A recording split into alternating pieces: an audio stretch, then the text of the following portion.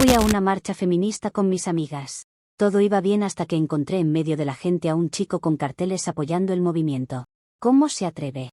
El patriarcado no se puede apoderar de esto. En ese momento llamé a la policía para que lo arresten, pero el oficial también era un hombre. Yo siempre he entendido el activismo como un deber moral sagrado y absoluto, una vocación que no cualquiera tiene la entereza de asumir con la verdadera pureza que requiere. Si no está señalando activamente a los agresores en la calle, exponiendo sus privilegios y educando a los ignorantes que caminan por la vida sin cuestionarse nada, lamento decirte que eres parte directa del problema. Para mí no existen los puntos medios ni las tibiezas cuando se trata de defender la causa. Por eso mismo, decidí tomar las riendas de la jornada y organicé cada detalle logístico para asistir a la gran marcha con mi amiga Marta, a quien consideraba mi compañera más leal en esta cruzada. Mi objetivo era impecable y perfectamente trazado. Debíamos ser el altavoz de la justicia, exponer la podredumbre del sistema patriarcal y grabar con nuestros teléfonos a cualquier provocador que intentara sabotear la jornada. Ajusté mi pancarta, revisé la carga de mi batería externa para no perderme ni un segundo de grabación y nos pusimos en marcha hacia la avenida principal. Sin embargo, al llegar al centro mismo de la concentración, la realidad me golpeó con una incomodidad indescriptible que me revolvió el estómago. El ambiente en la marcha estaba sospechamente tranquilo, casi festivo, con gente cantando en rondas, vendiendo pañuelos de colores y riéndose como si estuvieran en un picnic dominical. Me pareció un verdadero insulto a la memoria de nuestras luchas y una banalización aberrante de la causa. No podíamos permitir que una manifestación de resistencia se convirtiera en un festival de música para complacer la comodidad de las masas. Necesitaba encontrar una amenaza real para que la gente abriera los ojos de una vez por todas y recuperara la rabia necesaria. Fue justamente en ese instante de frustración cuando mis ojos detectaron la anomalía más descarada del día. Parado justo a un lado de la avenida, sobre la acera, había un sujeto sosteniendo un cartel gigante de cartón. No me importó leer los detalles de lo que decía ni mirar la foto que tenía pegada, para mí era solo un hombre ocupando nuestro espacio. El tipo en cuestión era Nahuel, un completo desconocido para nosotras en ese momento, pero su simple presencia física ahí me produjo una indignación absoluta e inmediata. ¿Qué hacía un hombre cisgénero ocupando nuestro espacio sagrado para lavarse las manos y exhibir una falsa empatía ante las cámaras? Era la típica táctica patriarcal de infiltrarse en nuestras luchas para desarmar nuestra rabia desde adentro y perfilarse como el chico bueno frente a la sociedad. No podía tolerar semejante acto de perfidia frente a mis propios ojos. Le tomé el brazo a Marta con firmeza y le ordené que empezara a transmitir en vivo mientras yo me abría paso entre la multitud. Saqué mi teléfono con el brazo extendido, me ubiqué a menos de medio metro de Nahuel y procedí a confrontarlo con la autoridad moral que la situación exigía. Le exigí a viva voz que bajara ese cartel ridículo y que se fuera de inmediato de la marcha si le quedaba un mínimo de respeto por las mujeres. Le grité enfrente de todos que su sola presencia física en ese lugar era una provocación patriarcal calculada para robarse nuestro protagonismo. La gente a nuestro alrededor comenzó a voltear, atraída por la firmeza de mis reclamos, aunque muchos mantenían un silencio incómodo que solo demostraba su falta de formación política. Para elevar la tensión al nivel que la gravedad del asunto requería, di un paso al frente y le empujé el cartel de cartón con rabia, estrellándolo repetidamente contra su pecho. Necesitaba provocar una respuesta visible de su parte, una reacción violenta que me permitiera registrar en vídeo la verdadera naturaleza agresiva que todos los hombres esconden bajo esa fachada de aliados. Si lograba que me empujara o que me gritara un insulto, tendría la prueba irrefutable que despertaría a la multitud de su letargo festivo. Le repetía a centímetros de su rostro que era un cínico y un usurpador, empujando la pancarta con más fuerza cada vez que intentaba sostenerla. Estaba cumpliendo con mi deber ético de poner a prueba su supuesta alianza. Sin embargo, Nahuel reaccionó de la manera más cobarde y manipuladora posible para arruinar mi registro. En lugar de mostrar su verdadera cara, dio 2 pasos hacia atrás con una expresión de completa confusión y se negó rotundamente a responder a mis señalamientos. Mantuvo los brazos abajo y la boca cerrada, mirando hacia los lados como si no entendiera el motivo de mi indignación legítima. Esa actitud pasivo-agresiva era una trampa calculada para hacerme quedar como la intemperante ante los espectadores de la calle. Me enfureció profundamente su negativa a pelear, porque su contención arruinaba la toma limpia y directa que yo necesitaba para mi vídeo. Él sabía perfectamente lo que estaba haciendo al victimizarse en silencio ante la cámara. Al darme cuenta de que el tipo no iba a caer en mi provocación directa, comprendí que debía elevar la situación al nivel legal que correspondía por la seguridad colectiva de todas las asistentes. No podía permitir que un sujeto así permaneciera en las inmediaciones amenazando el bienestar de la marcha con su presencia intrusiva. Busqué rápidamente con la mirada a la patrulla más cercana y llamé de inmediato a la línea de emergencias policiales. Con voz firme y agitada, le reporté a la central de radio que un sujeto sospechoso estaba alterando gravemente el orden público y acosando de forma sistemática a las manifestantes en plena vía pública. Era una medida táctica completamente necesaria para depurar el espacio. Unos 10 minutos después, el vehículo oficial se detuvo junto a la acera y del asiento del conductor bajó el oficial Fernando. Tenía la esperanza de que la autoridad hiciera cumplir el protocolo básico de protección, pero en cuanto el oficial Fernando se acercó, mi escepticismo se disparó. El policía era un hombre con uniforme, lo que de entrada representaba una contradicción estructural para intervenir en una jornada de nuestra naturaleza. Me acerqué de inmediato a él, mostrándole la pantalla de mi celular y exigiéndole que procediera a detener a Nahuel sin perder más tiempo. Le expliqué que el sujeto se negaba a retirarse y que su actitud en la acera constituía una amenaza latente para el desarrollo de la marcha. Para mi absoluta estupefacción, el oficial Fernando ni siquiera se molestó en desenfundar sus esposas ni en pedirle la identificación a Nahuel de manera intimidante. En lugar de actuar con la severidad que el caso ameritaba, el oficial se puso a conversar serenamente con él, escuchando sus explicaciones con una paciencia insólita. Por si fuera poco, 2 chicas de un colectivo cercano que no entendían nada de estrategia política se acercaron a intervenir a favor del chico, diciéndole al policía que Nahuel no había molestado a nadie y que solo estaba parado con su pancarta. Ver a mujeres defendiendo a un hombre ante la policía en pleno centro de la marcha me pareció la traición ideológica más vergonzosa de la tarde. Traté de imponerme alzando la voz y recordándole al oficial Fernando que mi testimonio como organizadora y denunciante debía prevalecer sobre cualquier justificación secundaria. Le exigí el arresto inmediato por alteración del orden, advirtiéndole que si no actuaba, estaría incurriendo en un delito de negligencia y complicidad machista. Pero el oficial Fernando me miró con una calma profundamente condescendiente, suspiró y me dijo con un tono pausado que hacer reportes falsos a la policía o inventar alteraciones de orden público para sacar a alguien de la calle constituía un delito grave. Me advirtió que si continuaba escandalizando y obstruyendo la vía, la que terminaría amonestada o trasladada a la comisaría sería yo. Aquella advertencia fue el colmo de la degradación institucional en nuestra propia marcha. Un policía hombre protegiendo a otro hombre en medio de nuestra manifestación y amenazando a la única activista que tuvo la valentía de interponerse. Nahuel seguía parado ahí, mirando el suelo con esa falsa timidez nauseabunda, respaldado por la autoridad estatal y por la ignorancia de las chicas que lo rodeaban. Me sentí profundamente incomprendida por una masa incapaz de ver el peligro latente detrás de esos supuestos gestos pacíficos. Marta me sujetaba del brazo con fuerza, temblando visiblemente y pidiéndome en susurros que nos alejáramos antes de que la situación empeorara para nosotras. Terminé retirándome de la acera con el cuerpo temblando de una rabia helada, arrastrada prácticamente por Marta hacia la corriente principal de la marcha. La impotencia me quemaba el pecho mientras veía cómo el oficial Fernando le daba una palmadita en la espalda a Nahuel antes de subir de nuevo a su patrulla. Aquello no era una simple discusión de calle, era la demostración empírica de cómo el sistema se protege a sí mismo ante la primera señal de cuestionamiento moral. Pero esto no se iba a quedar así bajo ninguna circunstancia. El patriarcado no iba a apoderarse de nuestra lucha ni a salirse con la suya tan fácilmente mientras yo tuviera aliento para denunciar la podredumbre de sus alianzas. Comentarios de la historia principal. Usuario Anónimo 1 dice: llamar a la policía a una marcha solo porque un pibe estaba parado con un cartel apoyando la causa es el nivel más ridículo de delirio que he visto. Literalmente llamaste a la institución que tanto criticas para que arreste a alguien que no estaba haciendo absolutamente nada. Deberías pedir una consulta psicológica urgente. Respuesta de la OP. Las estructuras de poder del Estado tienen la obligación legal de servir como herramientas tácticas cuando la integridad de un espacio seguro es vulnerada por la presencia masculina. Quienes no comprenden la necesidad de sanear nuestras convocatorias de infiltrados oportunistas simplemente demuestran una ignorancia política alarmante.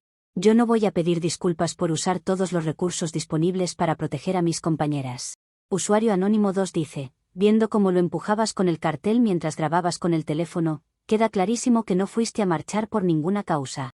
Fuiste a buscar pelea, a provocar a cualquiera para tener contenido en tus redes y sentirte superior por 5 minutos. Lo único que lograste fue dar vergüenza ajena en plena calle. Respuesta de la OP. Es muy fácil calificar de provocación a la rabia legítima cuando se analiza la historia desde la comodidad de una pantalla sin comprometerse con la lucha. Mi deber como activista es poner a prueba las intenciones de quienes dicen apoyarnos para desenmascarar sus verdaderos privilegios. Si a la gente tibia le molesta la confrontación directa, es porque prefieren la paz superficial antes que la justicia real. Actualización 1. Ha pasado 3 días desde la última actualización y la indignación que me dejó aquella escena en la avenida no ha hecho más que crecer dentro de mí. La humillación a la que me sometió el oficial Fernando delante de decenas de personas en la marcha no podía quedarse sin una respuesta firme y ejemplar. Si las autoridades podridas de este sistema se niegan a hacer cumplir la justicia, entonces nos corresponde a las verdaderas activistas impartirla en el terreno digital. No podía permitir que Nahuel anduviera por la vida creyéndose victorioso por haber usado la protección policial para silenciarme. Tenía la responsabilidad ética de advertir a la comunidad sobre la clase de sujeto que se pasea por nuestros espacios. Me encerré en mi habitación durante horas con la computadora para trabajar en el material audiovisual que habíamos registrado esa tarde. Edité cuidadosamente el vídeo que grabé con mi celular, recortando de forma limpia toda la secuencia previa donde le empujé el cartel contra el pecho para evitar que mentes poco capacitadas malinterpretaran mi firmeza.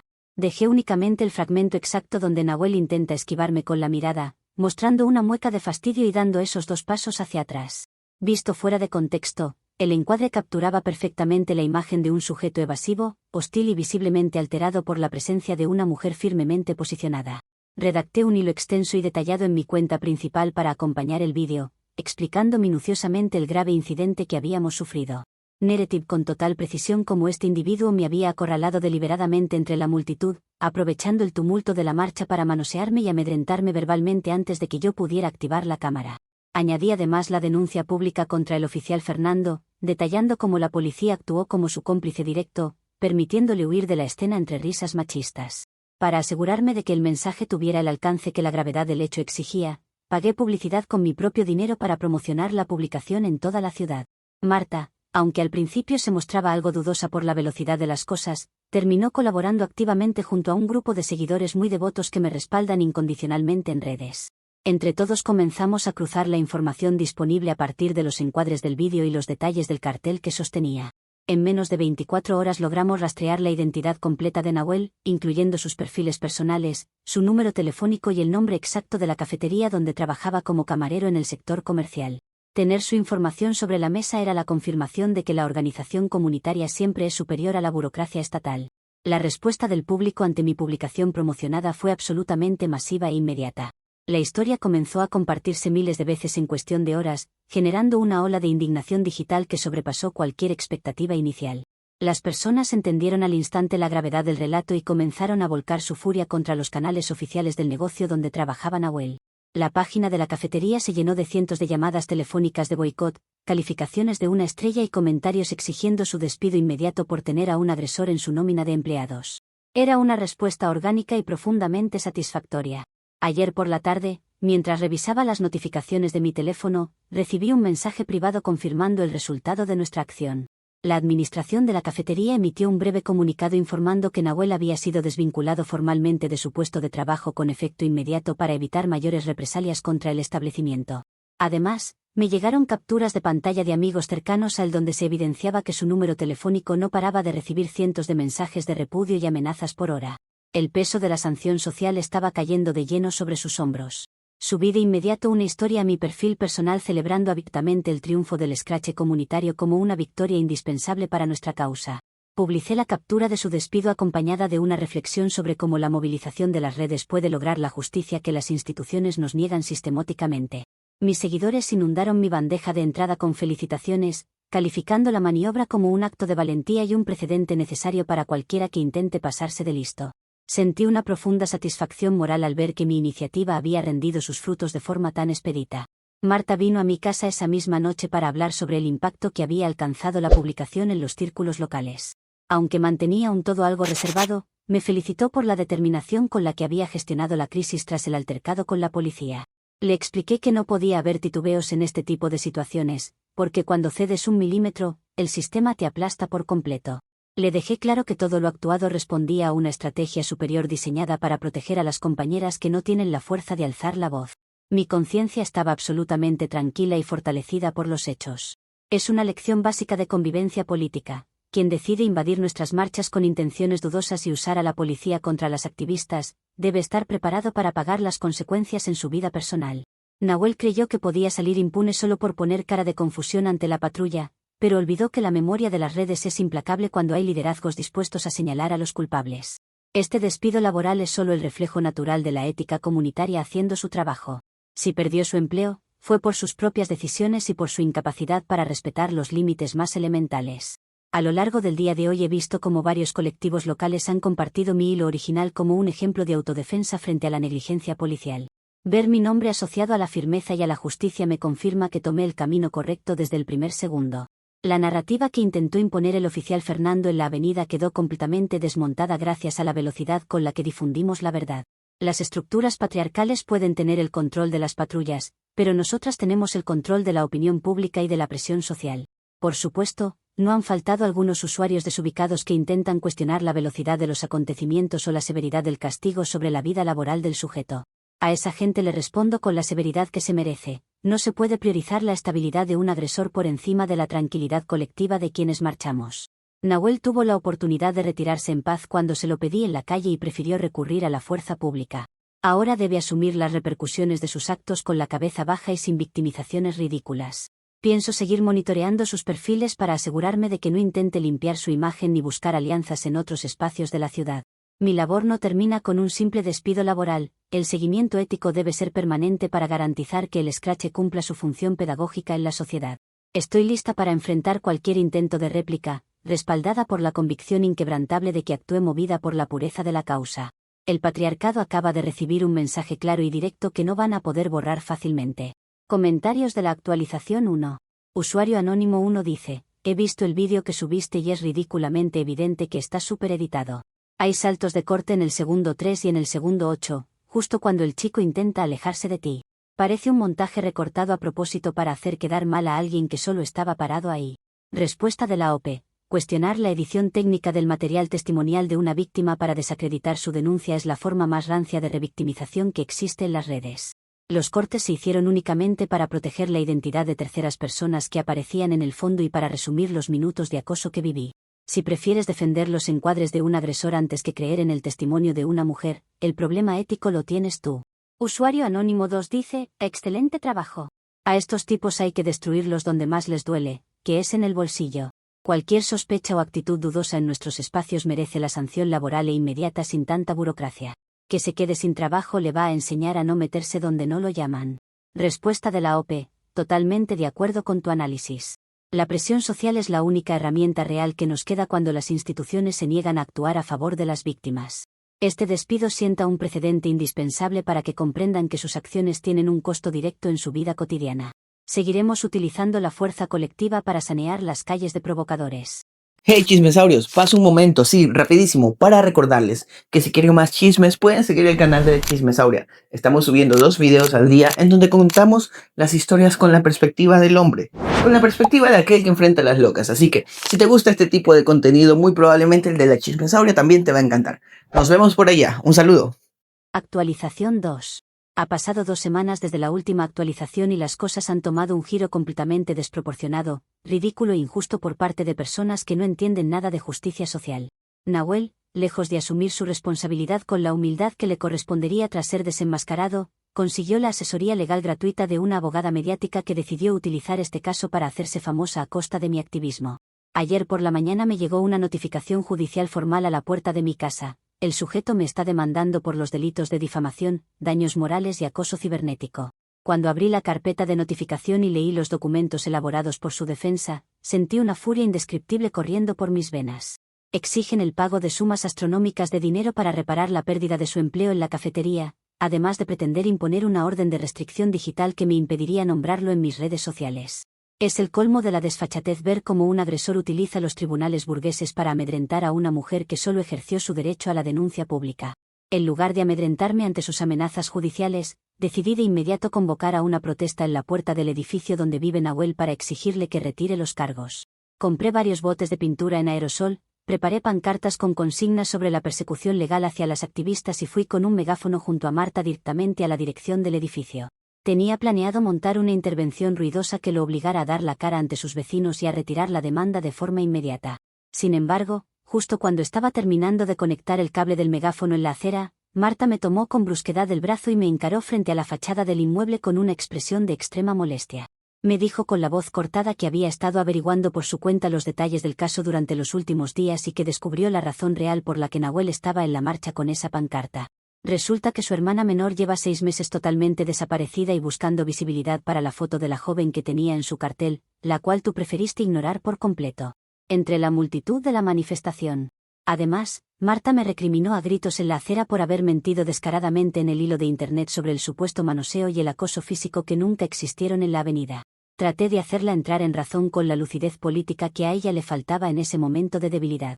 Le dije con absoluta claridad que los detalles individuales o las historias personales no importaban en lo más mínimo cuando estábamos librando una batalla cultural contra la estructura de los hombres. Le expliqué que Nahuel representaba el privilegio masculino al invadir el espacio con un cartel no autorizado y que la narrativa del Scratch era una herramienta pedagógica necesaria para la causa colectiva. Su caso personal no podía estar por encima del impacto simbólico de nuestra lucha. Pero Marta me miró con una mezcla de asco y profunda decepción que me pareció una muestra de inmadurez intolerable. Sin decir una sola palabra más, tiró la pancarta que llevaba en la mano directamente contra el suelo sucio de la acera y se fue caminando a paso rápido sin volver la vista atrás.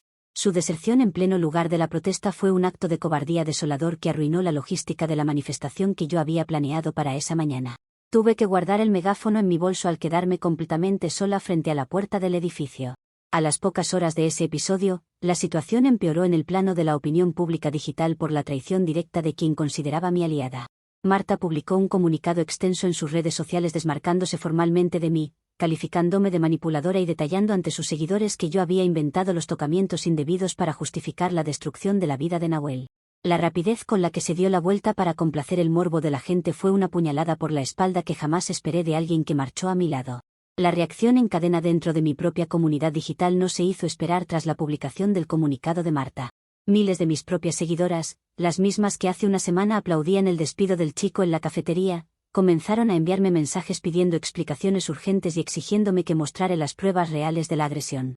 La bandeja de entrada se convirtió en un desfile de cuestionamientos, acusaciones de deshonestidad y cancelaciones en vivo por parte de colectivas que antes me citaban como referencia. Era una histeria colectiva alimentada por la falta de firmeza ideológica. Es indignante ver cómo la gente abandona los principios éticos de la movilización al primer atisbo de drama personal que les presenta la prensa o una mala amiga.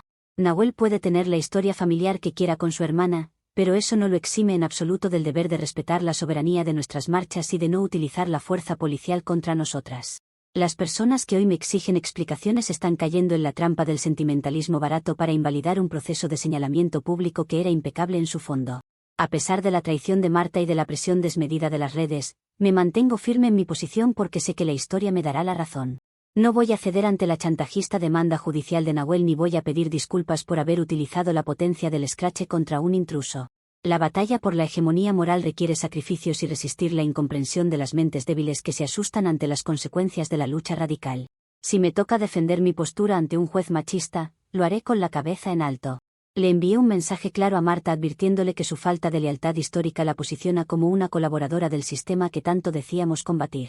Ella prefirió buscar la aprobación de la masa enfurecida antes que sostener la estrategia colectiva que habíamos iniciado.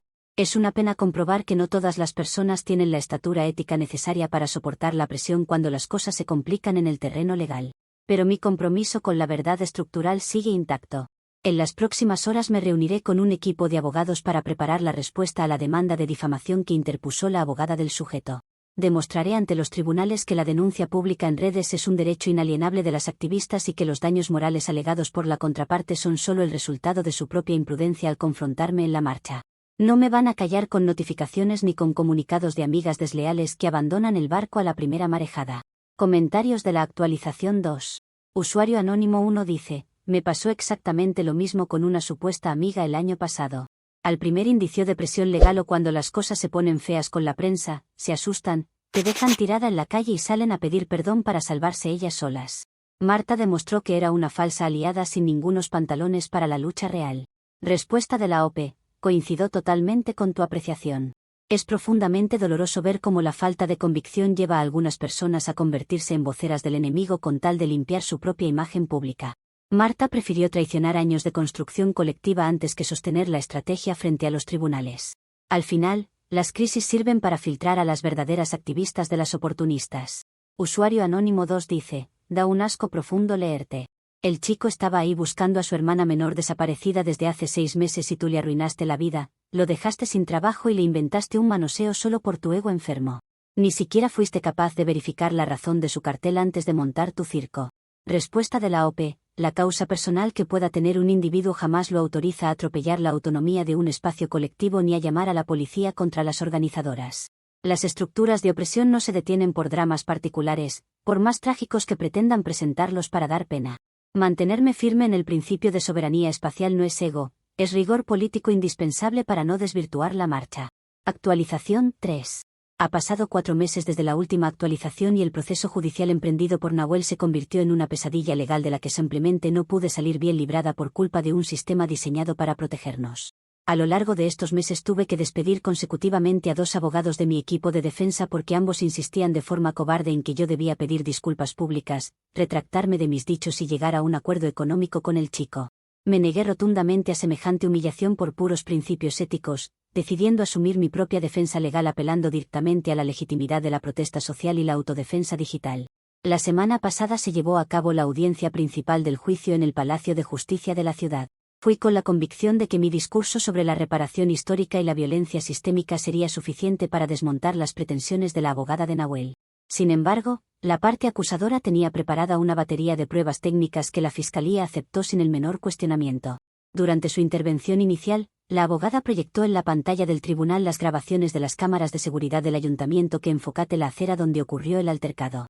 Las imágenes mostradas en alta definición y desde un ángulo elevado capturaron con brutal claridad toda la secuencia real de la tarde.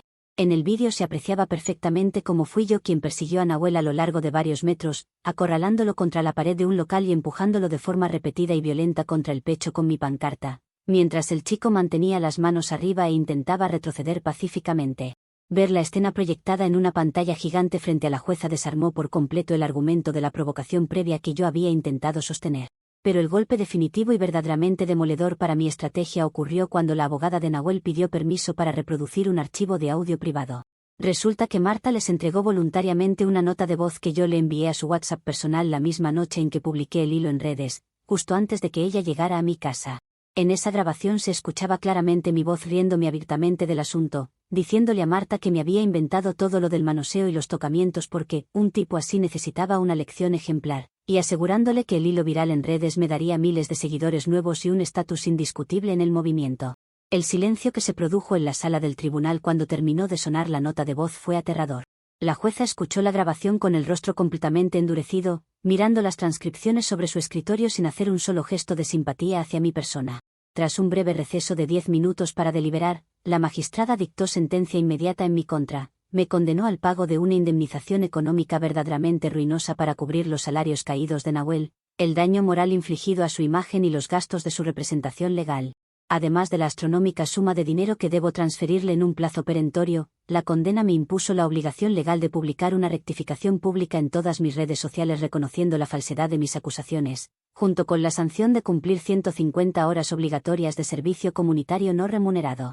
Escuchar el fallo de boca de la jueza me dejó completamente desarmada y temblando en el banquillo de los acusados.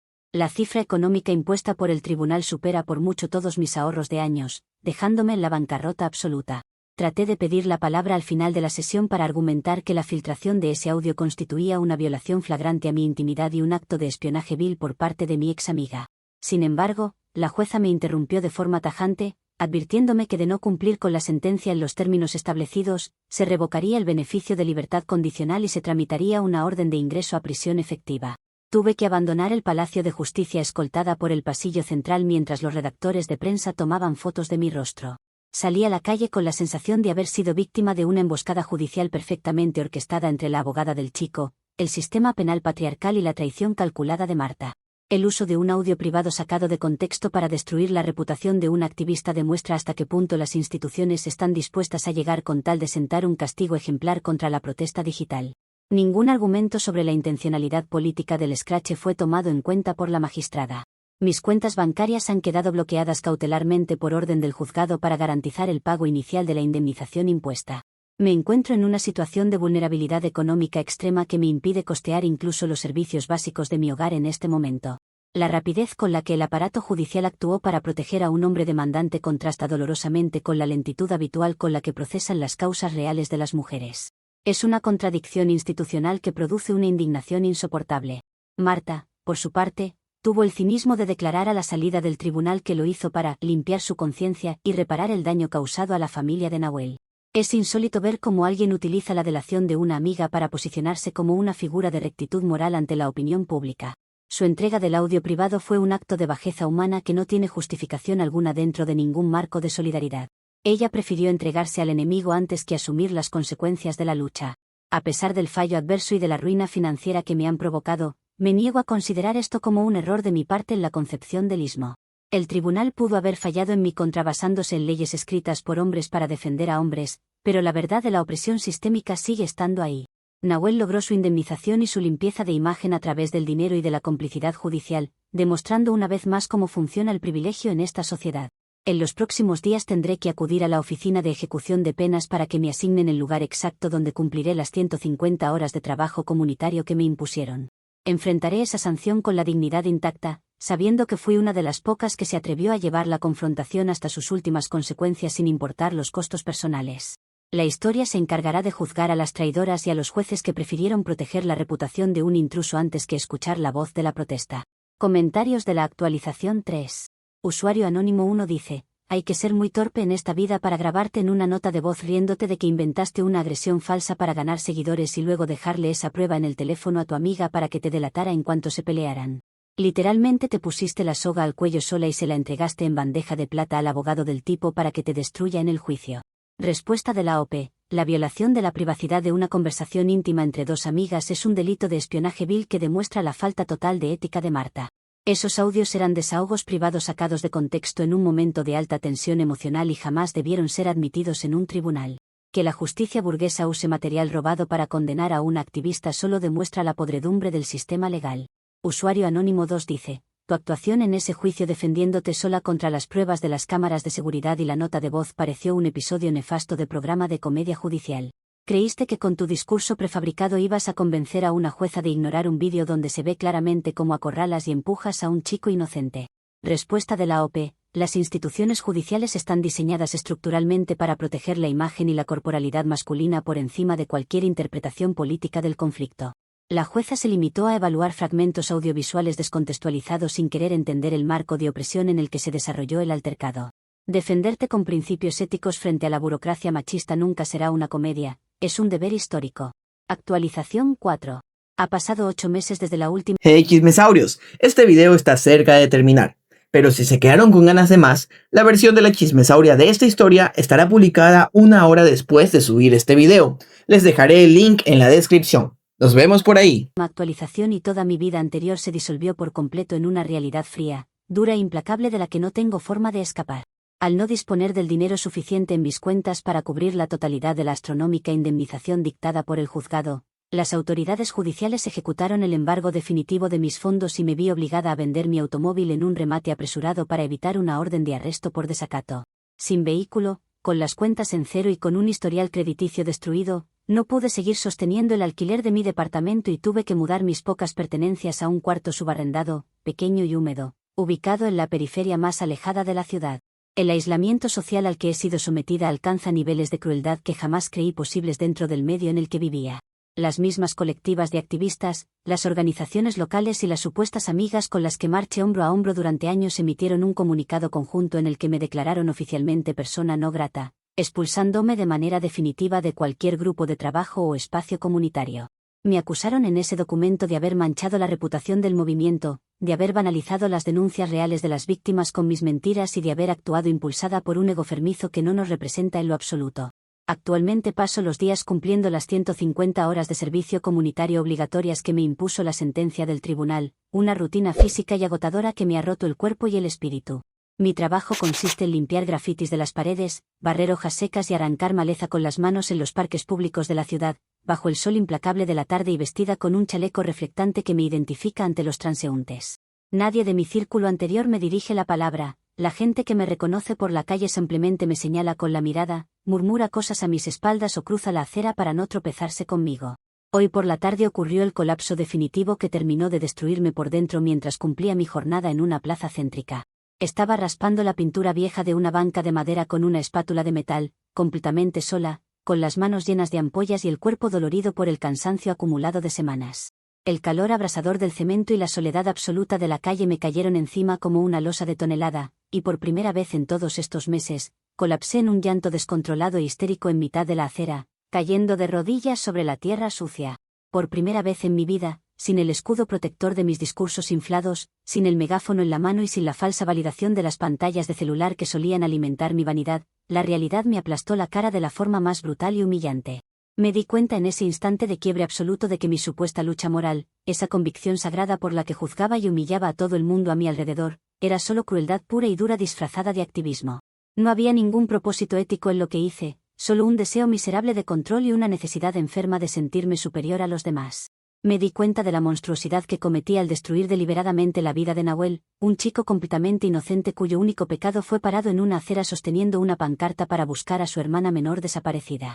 Arruiné su trabajo, destruí su tranquilidad, lo expuse al odio masivo de miles de desconocidos y le inventé una mentira asquerosa solo para alimentar mi propio ego y ganar unos cuantos seguidores miserables en una red social. Le causé un dolor físico y emocional irreparable a una familia que ya estaba sufriendo un calvario insoportable con la pérdida de una hija. Mi ego inflado y mi soberbia ciega me convirtieron en la única y verdadera agresora de toda esta historia, en un monstruo que usó las causas más nobles como un garrote para aplastar a personas vulnerables. Me quedé absolutamente sola en este mundo, sin amigos, sin dinero, sin casa, sin colectivo y con el repudio eterno de la misma ciudad que pretendía educar. Marta tenía razón cuando me miró con asco en aquella acera, la jueza tenía razón cuando me dictó sentencia y la gente que me insulta en internet tiene razón en cada palabra que escribe sobre mí. Ya no me quedan argumentos para defenderme ni discursos para justificar el desastre que provoqué con mis propias manos. El trabajo comunitario terminará en un par de meses, pero la ruina moral y la soledad en la que me encuentro me acompañarán durante el resto de mis días como una marca imborrable. Miro mis manos sucias de tierra, escucho el tráfico de la ciudad a lo lejos y lo único que me queda es este arrepentimiento amargo, cobarde y tardío que no sirve para reparar absolutamente nada del daño que causé. Lo perdí todo por mi propia culpa y ahora no soy más que una sombra olvidada en la acera de la ciudad.